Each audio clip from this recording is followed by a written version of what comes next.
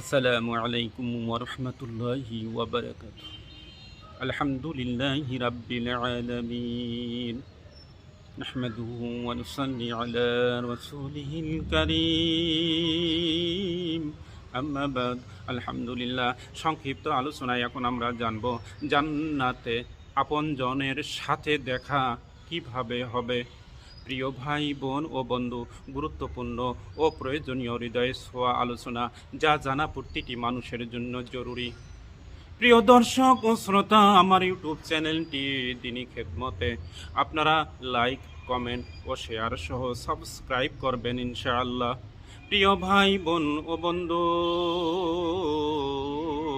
দুনিয়াতে যাদের আমরা আপন বলি, পিতামাতা, স্বামী স্ত্রী, সন্তান, ভাই বোন ও প্রিয় মানুষ, তাদের সারা জীবন কল্পনাই করা যায় না, কিন্তু কিয়ামতের ময়দানে এই আপনজনরাই সবচেয়ে আগে দূরে সরে যাবে।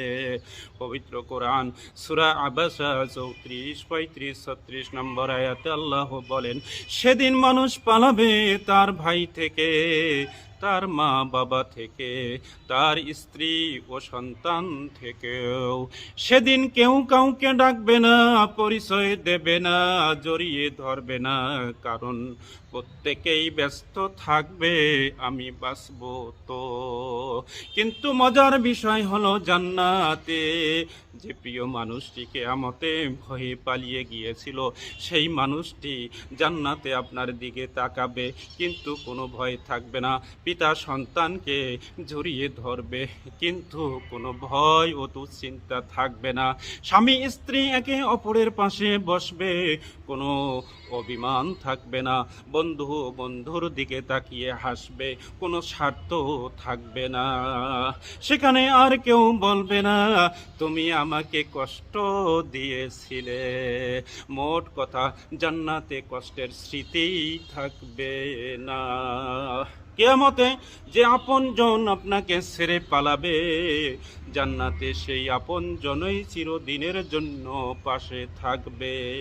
সেই দিন পরিচয় কাজে আসবে না, আমলই পরিচয়। আর ঈমান থাকলে বিচ্ছেদ হবে সাময়িক, মিলন হবে চিরস্থায়ী।